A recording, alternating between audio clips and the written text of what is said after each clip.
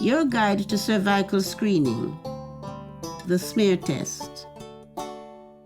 My cultural views are very westernized, but I'm constantly finding that when I meet people within my community, their traditional values or their certain viewpoints prevent women from seeking help.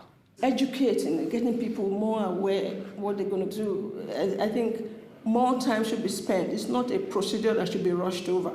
Because I can speak English, that's okay, but a lot of the Chinese people that I work with, if they don't speak the language, if they receive the letter, they don't know what to do with it. Specifically in the ethnic community, in the diverse cosmopolitan community, there is absolutely no awareness at all, and some people actually ignore the letters they get from the doctors to go for a smear test. I think a lot of women don't know what a cervical smear does. All women are born with a cervix. A smear test checks the health of the cells on the cervix. Changes to the cells, also called cervical abnormalities, can sometimes lead to problems like cervical cancer. Being screened regularly means that any changes can be spotted and treated early to prevent cervical cancer. So a smear test is a very important test.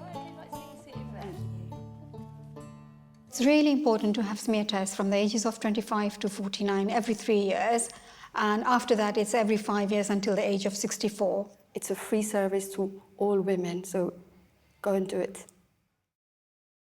You can definitely take someone with you.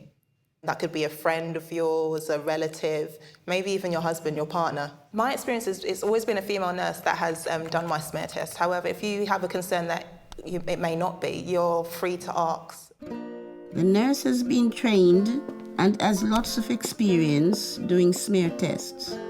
Anything discussed in the room will be kept private and confidential, and the door will be locked throughout the test. I was sat down, I was asked about the last time I'd had a smear test. They just confirmed my address details. The nurse then explained what the procedure was and what would happen. She told me that she'd require me to take my underwear off. So she walked away, she drew the curtain. The nurse should give you privacy, and there should be some paper left on the side to allow you to cover yourself once you've removed your underwear. She told me how she required me to lie down comfortably.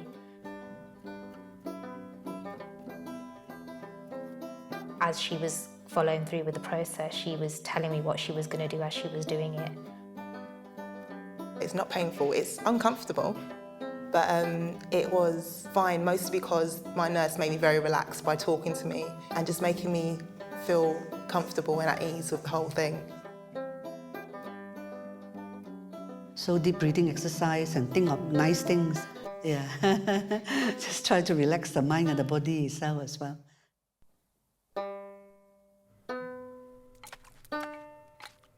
It's uncomfortable, but as I said, it's very quick.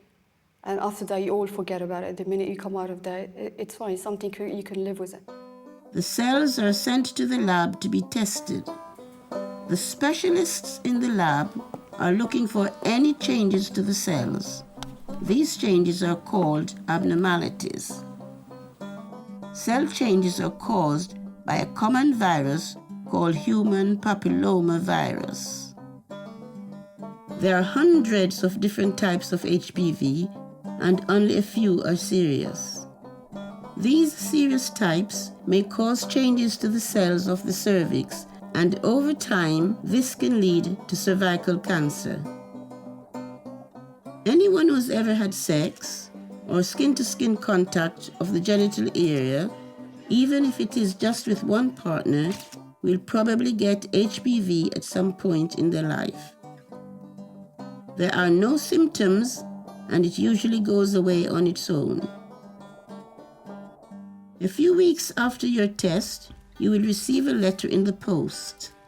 This will tell you the results of your test and what to do next, if anything. 9 out of 10 tests are negative, which means there's nothing wrong at all. If the test results are positive, you will be asked to go for further tests. Most of the time, changes to cervical cells will not lead to cervical cancer. Sometimes cells will go back to normal on their own, and sometimes changed cells will have to be removed for everything to go back to normal. If abnormal cells are not spotted and treated, there's a chance they may develop into cervical cancer. Would I ask my friends to go? Yes, I would. I think, we as women, we need to empower ourselves. It's not worth worrying about it and putting the test off for several months because the test is over in 3 minutes. So just go and take it. Because it's important, it needs to be done. It could save your life, so do go for it. Yeah. Okay. Yeah. And remember, smear tests save lives.